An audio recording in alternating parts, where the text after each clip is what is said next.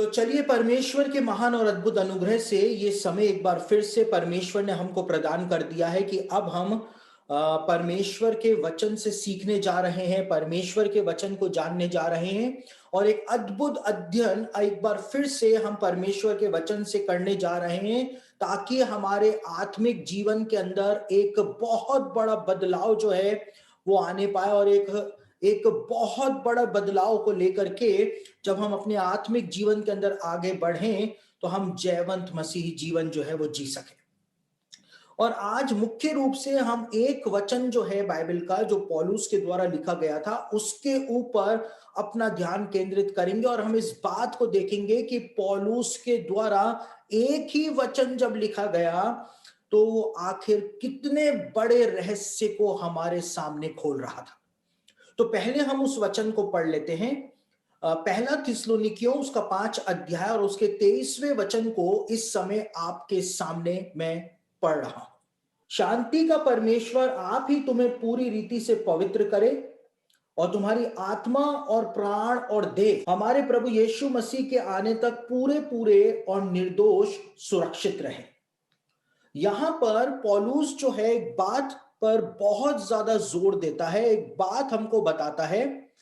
पौलुस इस बात को कहता है कि शांति का परमेश्वर तुम्हारे साथ रहे और तुम्हारी आत्मा प्राण और देह यानी कि तुम्हारी स्पिरिट सोल और तुम्हारी जो बॉडी है वो यीशु मसीह के आने तक पूरे तरह से निर्दोष और सुरक्षित रहे। सिर्फ निर्दोष नहीं लेकिन निर्दोष और सुरक्षित रहे, यहां पर पौलुस ने कहा।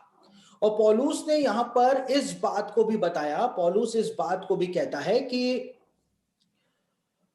मनुष्य जो है वो एक एक ऐसा प्राणी है जो 3 भागों के अंदर परमेश्वर के द्वारा बनाया गया है। और पौलुस को सीक्वेंस बताता है। पौलुस कहता है, पौलुस अंदर से शुरुआत करता है। पौलुस कहता है आत्मा प्राण और शरीर, यानी पौलुस जो है वो अंदर से शुरुआत करके बाहर तक आता है, वो बाहर से शुरुआत करके अंदर नहीं जाता है। पौलुस इस बात को कहता है इंसान एक त्रिभागी प्राणी है, वो आत्मा प्राण और शरीर से बना हुआ है। और पौलुस कहता है कि हर एक मसीही का ये कर्तव्य है, उसकी ये रिस्पॉन्सिबिलिटी है कि उसको अपने ये तीनों भाग जो है, सिर्फ शरीर नहीं। आज हम लोग क्या करते हैं, हम लोग सिर्फ शारीरिक पवित्रता की तरफ ध्यान देते हैं कि बाइबल में लिखा है पवित्र बनो क्योंकि मैं पवित्र हूं, तो हमको शारीरिक पवित्रता रखनी है। लेकिन यहां पर पौलुस जो है वो दूसरी बात हमको बता रहा है। पौलुस कह रहा है सिर्फ शरीर नहीं लेकिन आत्मा भी प्राण भी और शरीर भी, तीनों को यीशु मसीह के आने तक हमको सुरक्षित रखना है, हमको निर्दोष रखना है उसको, और पूरी तरह से निर्दोष रखना है। देखिए भजन संहिता उसका 32 अध्याय और उसके दूसरे वचन के अंदर एक बात लिखी हुई है। वहां पे लिखा हुआ है, क्या ही धन्य है वो मनुष्य जिसकी आत्मा में कपट ना हो। यानी कि जिस प्रकार से इंसान के मन के अंदर कपट होता है, उसी प्रकार से बाइबल कहती है कि इंसान की आत्मा में भी कपट होता है। आत्मा के कपटी उनको बाइबल के अंदर कहा गया। और ये आत्मा में कैसे कपट आ जाता है, पाप जो है वो आत्मा में कैसे आ जाता है। पौलुस ने कई जगह पर अपनी पत्रियों के अंदर कहा है कि तुम शरीर और आत्मा की सब मलिनता से अपने आप को बचाओ, अपने आप को शुद्ध करो। तो शरीर की मलिनता जो है, शरीर को कैसे अपवित्र किया जाता है, पॉल्यूटेड किया जाता है, वो हम सब जानते हैं। लेकिन यहां पर पौलुस जो है इस बात को कहता है कि अपनी आत्मा को भी मलिनता से बचाओ। तो फिर आत्मा कैसे मलिन हो जाती है?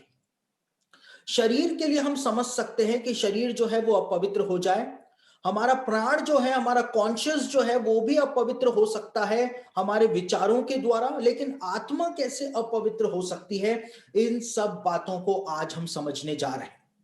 और पौलुस ने जब इस बात को लिखा कि तुम्हारी आत्मा प्राण और शरीर पूरे पूरे निर्दोष और सुरक्षित रहें, तो पौलुस जो था उसने ये बात उत्पत्ति में जो वृत्तांत आदम की रचना का दिया हुआ है उस वर्णन के आधार पर उसने ये बात लिखी थी।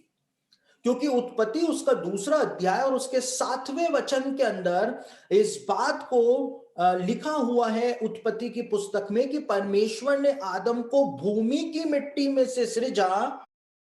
यानी कि आदम का जो शरीर था, फिजिकल बॉडी जो थी वो मिट्टी की थी, और परमेश्वर ने उसमें जीवन का श्वास फूंक दिया, यानी आत्मा फूंक दी। क्योंकि हिब्रू भाषा में श्वास के लिए रूआक शब्द का इस्तेमाल होता है और आत्मा के लिए भी रूआक शब्द का इस्तेमाल होता है। यानी परमेश्वर ने एक मिट्टी का पुतला बनाया और उसके अंदर परमेश्वर ने रूआक दे दी, आत्मा दे दी, और जैसे ही मिट्टी और आत्मा का मिलन हुआ, जैसे ही वो दोनों आपस में मिले, वैसे ही प्राण बन गया। और लिखा है कि आदम जो था वो लिविंग सोल बन गया, जीवता प्राणी बन गया, यानी उसका प्राण जो था वो जीवित हो गया। देखिए, लहू के अंदर जीवन होता है, ये बाइबल में भी लिखा है लेवी व्यवस्था 17 अध्याय में। लेकिन लहू में जीवन उस समय तक ही होता है जब इंसान के शरीर के अंदर आत्मा रहती। जैसे ही शरीर में से आत्मा निकली, वैसे ही लहू के अंदर से जीवन निकल जाता है। यानी कि लहू जो हमारे पूरे शरीर के अंदर दौड़ रहा है, उस लहू के अंदर जो जीवन है, वो जीवन आत्मा के रूप में दौड़ रहा है। वो आत्मा है जो लहू को जीवित रखती है, लहू के अंदर जीवन को रखती है। और पौलुस ने एक और बात बताई। पौलुस ने पहला कुरिन्थियों उसका 15 अध्याय और उसके 44वें वचन के अंदर इस बात को कहा कि जिस प्रकार से हमारे पास ये फिजिकल बॉडी है, उसी प्रकार से हमारे पास स्पिरिचुअल बॉडी भी है।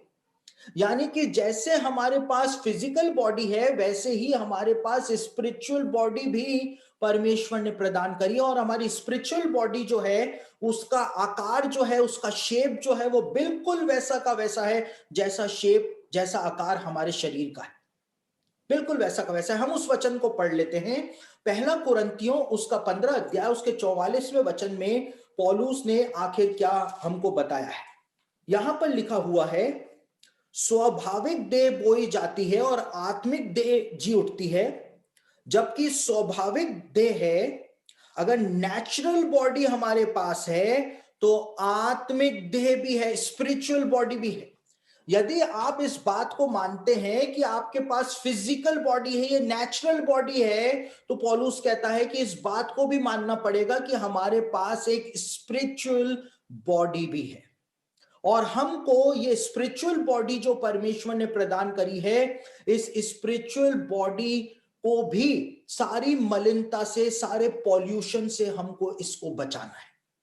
और इसीलिए पौलुस बार बार कहता है कि शरीर और आत्मा की सारी मलिनता से तुम बचते चले जाओ, और यीशु मसीह के आने तक तुम अपने आत्मा, प्राण और शरीर को पूरे पूरे निर्दोष और सुरक्षित रखो। देखिए, एक बात आपको यहां पे समझनी पड़ेगी। बाइबल जो है वो स्पिरिचुअल बॉडी को और फिजिकल बॉडी को अलग अलग करके बताती है, अलग अलग करके बताती है।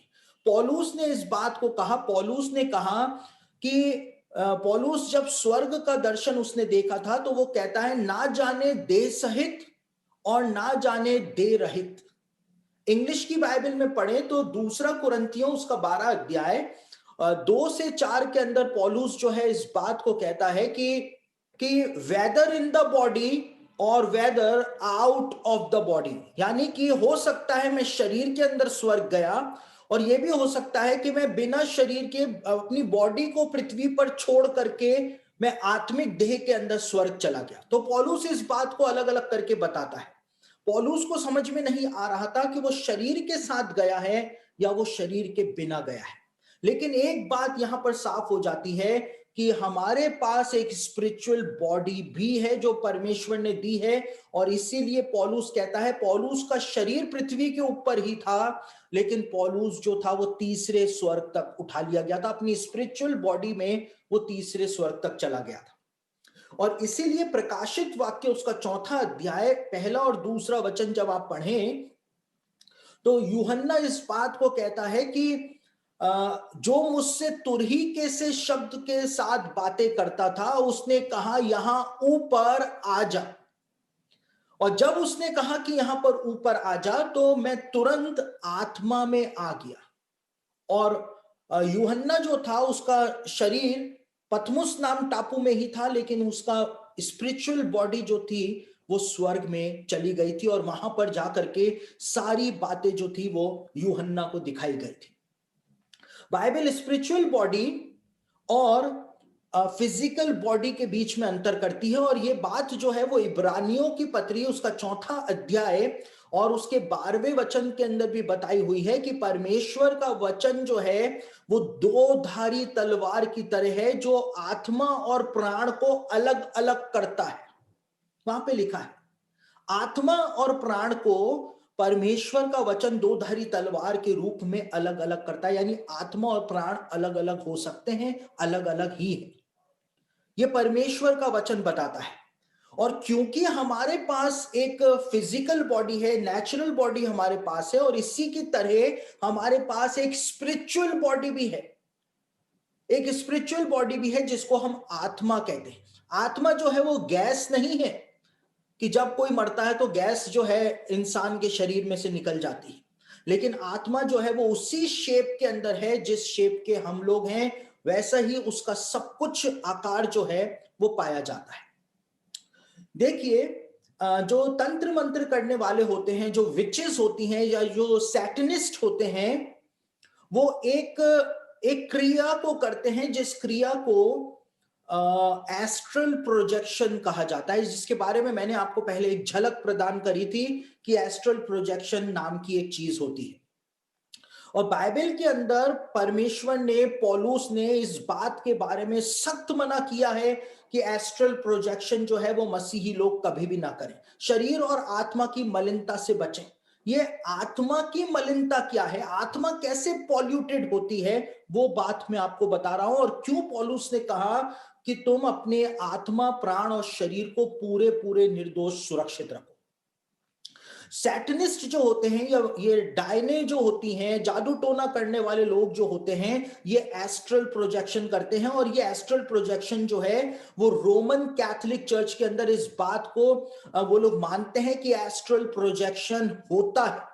और आज से नहीं, लेकिन सदियों से रोमन कैथोलिक चर्च इस बात को मानता हुआ आया है कि एस्ट्रल प्रोजेक्शन होता है। और एस्ट्रल प्रोजेक्शन के अंदर क्या होता है, एस्ट्रल प्रोजेक्शन के अंदर ये शैतानवादी जो होते हैं, चाहे वो विचेस हो या वॉरलॉक्स हो, तांत्रिक हो, कोई भी क्यों ना हो, शैतानवादी क्यों ना हो, ये अपनी साधना से अपनी अपनी आत्मा को शरीर के बाहर निकाल लेते हैं, स्पिरिचुअल बॉडी को ये लोग बाहर निकाल लेते हैं।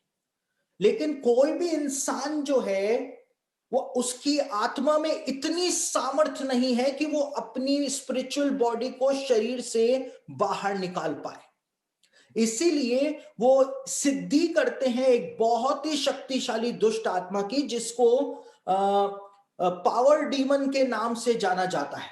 और ये पावर डीमन जो होता है, ये मदद करता है उन लोगों की, उनकी आत्मा को बाहर निकालने में।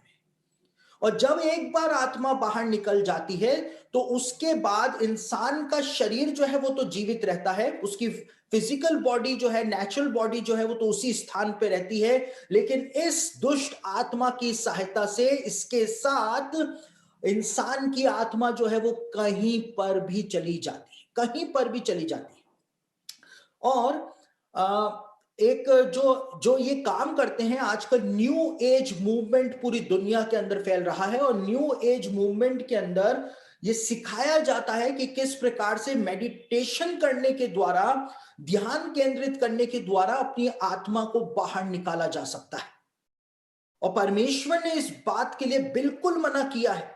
लेकिन एक न्यू एज मूवमेंट की लेखिका है, उन्होंने जब अपनी पुस्तक लिखी और वो कहती है कि जब मैंने पहली बार एस्ट्रल प्रोजेक्शन किया और जब उसने अपनी आत्मा को बाहर निकाल लिया और उसकी आत्मा जब दूर तक चली गई निकल करके उसके शरीर से, और उसने जब पलट करके देखा, तो वो कहती है कि मैंने जब पलट करके देखा तो क्या देखा कि मेरी आत्मा और मेरे शरीर के बीच में एक चांदी का तार जो था वो जुड़ा हुआ था।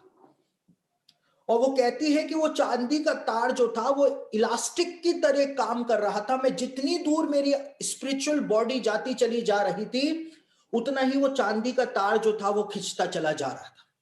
और जैसे ही मुझको वापस लौटना होता होता है, वो कहती है, तो एकदम से मैं अपने आप को रिलीज कर देती हूं और सीधा वो चांदी का तार जो है इलास्टिक की तरह मेरी आत्मा को वापस से शरीर के अंदर खींच लेता है, खींच लेता है।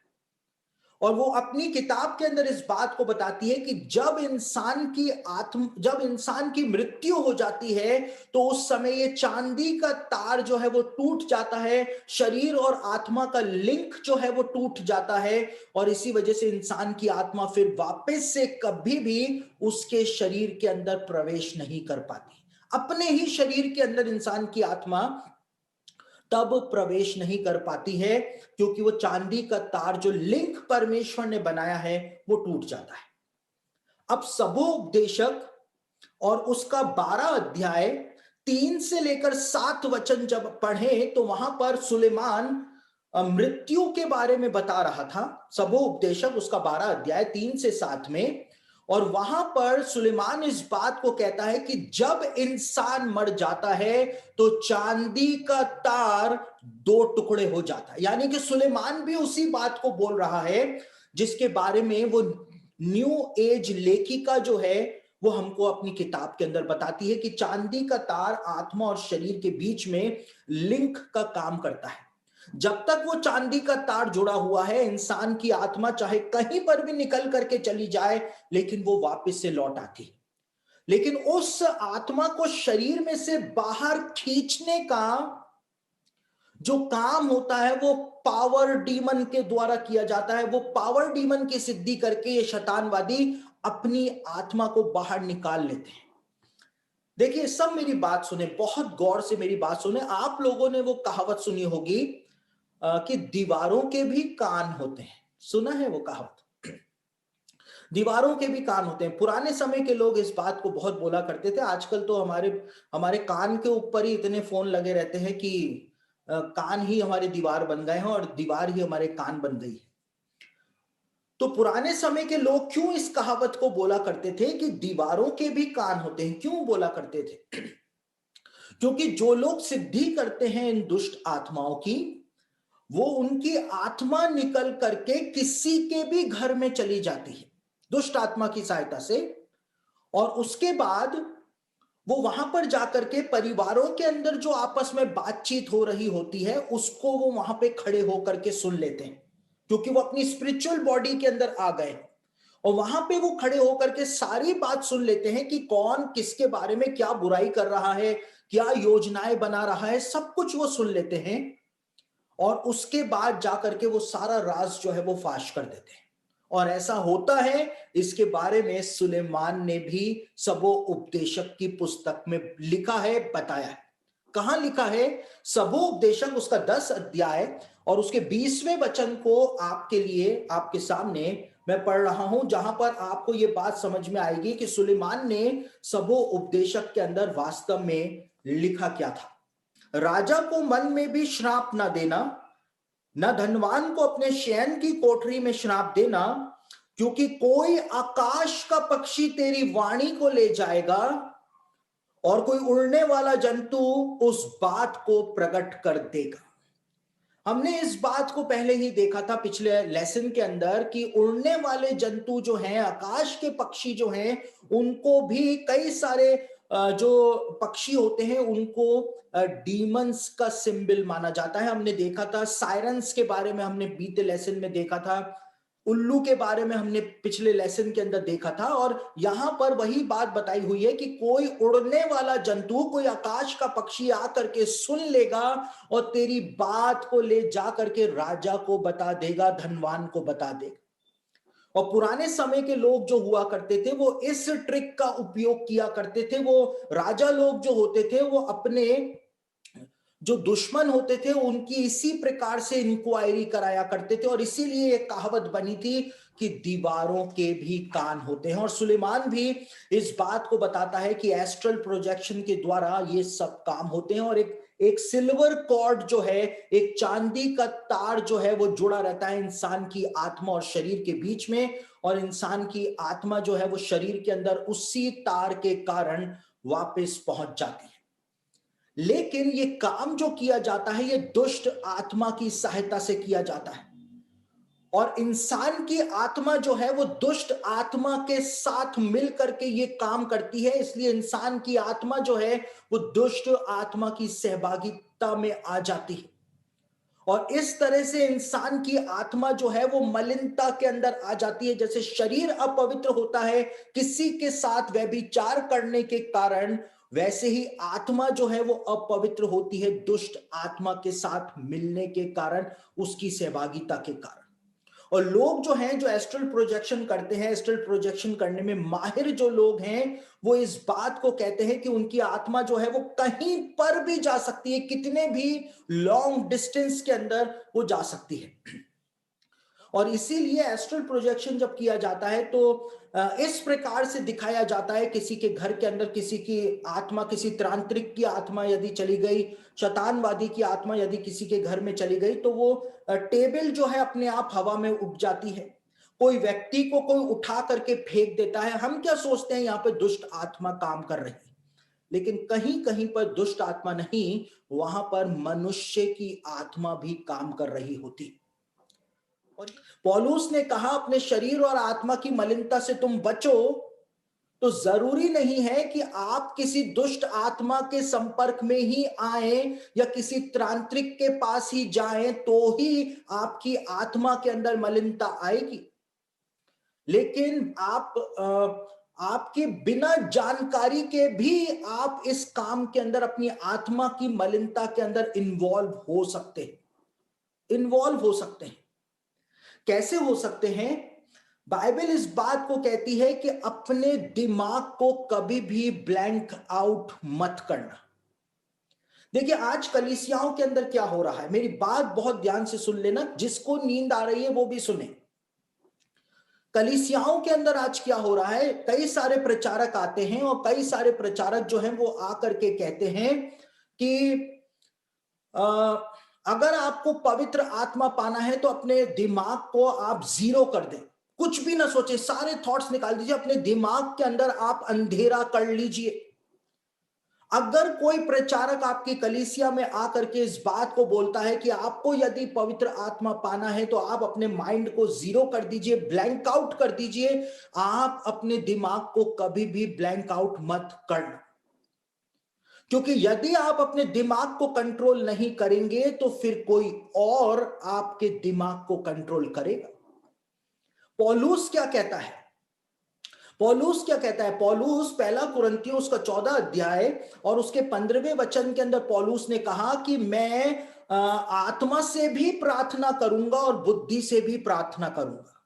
मैं आत्मा से भी गाऊंगा और मैं बुद्धि से भी गाऊंगा। मैं मेरे दिमाग को ब्लैंक आउट नहीं होने दूंगा। मेरे दिमाग को ब्लैंक आउट नहीं होने दूंगा। मेरे दिमाग के अंदर बत्ती जो है वो हमेशा जलती रहे, कि अंधेरा तो मैं मेरे दिमाग के अंदर होने ही नहीं दूंगा। पौलुस ने इस बात को कहा क्योंकि यदि आप अपने दिमाग को कंट्रोल नहीं करेंगे तो फिर कोई और करेगा। और आज ऐसा ही हो रहा है।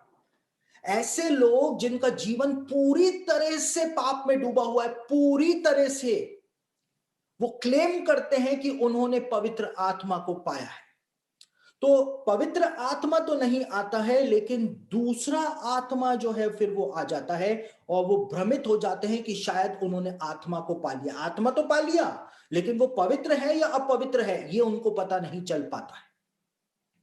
मैं कुछ साल पहले के अंदर एक कन्वेंशन में प्रचार करने गया हुआ था, और वहां पर एक जवान को मेरे पास लाए जो कि यूथ का जवान था। उसकी बुरी दुर्दशा हो रखी थी और उसके माता पिता भी मेरे सामने रो रहे थे। और उससे मैंने पूछा कि क्या बात हो गई, तो उसने बताया कि एक फलाना पादरी साहब आए थे, उनकी मैडम भी साथ में आई थी, और उन्होंने हम जवानों को कहा कि आपको पवित्र आत्मा पाना है तो अपने दिमाग को पूरा खाली कर दीजिए। मैंने अपने दिमाग को, कहता है, पूरा खाली कर दिया था और मुझको पवित्र आत्मा मिल गया था, वो कहता है। लेकिन वो कहता है कि बाद में मुझको पता चला कि मैंने तो कोई दूसरा ही आत्मा पा लिया, मेरे सामने वो फूट फूट करके रो रहा था। और मैंने कहा आपको कैसे पता कि आपने कोई दुष्ट आत्मा पाया है? तो उसने कहा कि वो मुझसे बात करता है। और मैंने कहा कब आपसे बात करता है? कि वो हमेशा ही मुझसे बात करता है, और ये भी एक साइन होता है कि उसने पवित्र आत्मा नहीं पाया। देखिए, पवित्र आत्मा हमेशा बात नहीं करता है। पवित्र आत्मा अपनी मर्जी से जब उसको जरूरत महसूस होती है तब वो बात करता है। अगर कंटिन्यूअसली वो बात कर रहा है, आप कंटिन्यूअसली किसी आत्मा से बात कर रहे हैं, वो पवित्र आत्मा नहीं है। तो उसने कोई और आत्मा पा लिया, और वो आत्मा जो है वो उसको बोलता है कि वो सुसाइड कर ले, वो सुसाइड कर ले, वो सुसाइड कर ले। और वो लड़का इतना परेशान, इतना परेशान, वो उसने मैकेनिकल इंजीनियरिंग कर रखी थी, लेकिन उसकी दशा देख करके लग रहा था कि वो बिल्कुल, उसका जीवन जो है वो बर्बाद हो चुका है। तो इसीलिए पौलुस कहता है कि दिमाग को कभी खाली नहीं करना है, लेकिन आज मसीही लोग जो है वो गलती कर रहे हैं। तो हम अनजाने में भी दुष्ट आत्माओं के साथ सहभागिता कर रहे हैं आत्मिक तौर से। क्यों? क्योंकि हम अपने आप को ब्लैंक आउट करके उनके सामने परोस रहे हैं। तो जरूरी नहीं है कि आप किसी दुष्ट आत्मा की सिद्धि करें या आप किसी जादू टोना करने वाले के पास जाएं, लेकिन दुष्ट आत्मा के लिए यदि आप अपने दिमाग को ब्लैंक आउट कर देंगे तो आप अपनी आत्मा को वैसे ही मलिनता से, पॉल्यूशन से आप भर लेंगे। और ये न्यू एज मूवमेंट की शिक्षा है जो आज कलीसियाओं के अंदर आ गई है।